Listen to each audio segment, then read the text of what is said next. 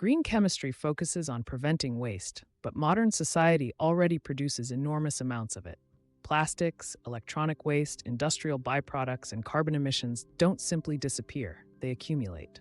Circular chemistry begins where sustainability becomes unavoidable. It asks how chemistry can transform waste from a problem into a resource. This is the Learning Studio, where chemistry is explained as a system that can be redesigned end to end.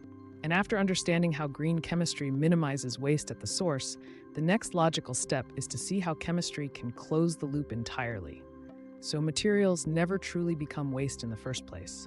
Most people think recycling is about collecting trash and reusing it, but in reality, circular chemistry operates at the molecular level. For example, plastic waste isn't just melted and reshaped. It can be chemically broken down into its original building blocks and rebuilt into new materials of equal or even higher quality.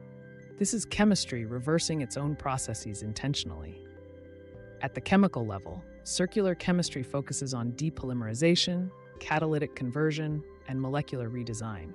Strong bonds that once made materials durable are selectively broken using catalysts, heat, or chemical reactions. The resulting molecules are purified and reused as feedstocks for new products. In carbon recycling, carbon dioxide itself becomes a raw material, converted into fuels, chemicals, or building materials through controlled reactions. This shift in thinking was influenced by scientists like Walter R. Stahel, who emphasized keeping materials in use for as long as possible, and chemists such as George Olah, who demonstrated that CO2 could be chemically recycled into useful compounds. Their work showed that waste is often a design flaw, not an inevitability. Circular chemistry reshapes entire industries. Chemical recycling can recover high-purity materials from complex waste streams that mechanical recycling cannot handle. Industrial byproducts become inputs for new reactions. Agricultural waste can be converted into fuels, polymers, or fertilizers. Instead of linear extraction-use disposal, chemistry enables continuous material cycles. This approach also reduces dependence on finite resources.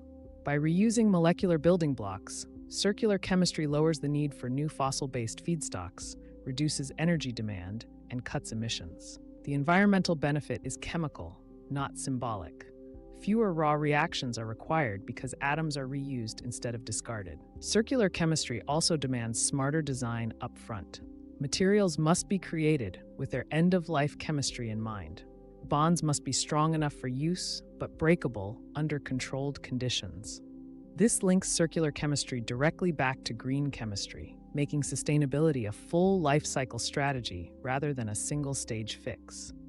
And once we understand how chemistry can transform waste into raw material, the next question naturally follows. If circular systems depend on precise molecular control, then how can advanced computation and automation accelerate chemical discovery and optimization?